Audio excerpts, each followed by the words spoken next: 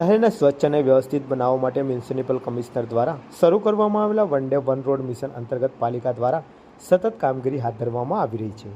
આ અભિયાન હેઠળ દરરોજ અલગ અલગ વિસ્તારોમાં દબાણ હટાવવાની અને સફાઈની કામગીરી કરવામાં આવે છે। આજના દિવસે વહીવટી વોર્ડ નંબર 13માં પાલિકા દ્વારા વ્યાપક કામગીરી કરવામાં આવી હતી। ખાસ કરીને ડેરીડેન વિસ્તારમાં દબાણ દૂર કરવાની કામગીરી હાથ ધરવામાં આવી, જેમાં રસ્તા પર થયેલા ગેરકાયદેસર કબજાઓને દૂર કરવામાં આવ્યા હતા। કાર્યવાહી દરમિયાન પાલિકા ટીમ દ્વારા અંદાજે 4 ટ્રક ભરાય જેટલો સામાન જપ્ત કરવામાં આવ્યો હતો। આ કામગીરીથી રસ્તાઓને ખુલ્લા બનાવી ટ્રાફિક વ્યવસ્થામાં સુધાર લાવવા સાથે શહેરને વધુ સ્વચ્છ બનાવવાના પ્રયાસ કરવામાં આવ્યા છે। પાલિકાના અધિકારીઓએ જણાવ્યું હતું કે one day one road mission અંતર્ગત આવી કામગીરી આગળ પણ ચાલુ રહેશે અને શહેરના વિવિધ વિસ્તારોમાં દબાણ દૂર કરવાની કાર્યવાહી વધુ કડક રીતે અમલમાં મૂકવામાં આવશે।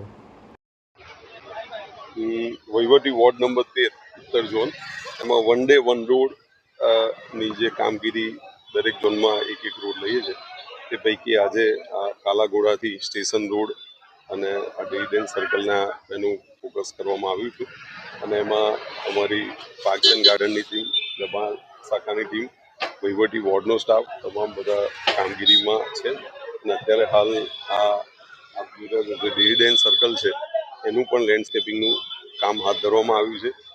રોડ મીડિયનનું બ્યુટિફિકેશનનું કામ પણ અત્યારે હાલ પ્લાન્ટેશનનું કામગીરી ચાલુ છે।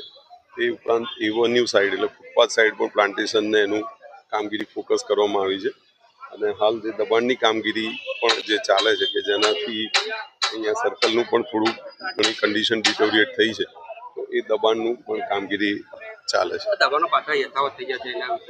એના માટે આપણે પણ સતત બોર્ડમાંથી પણ એની રાખવામાં આવે, દક્ષતા રાખવામાં આવે છે।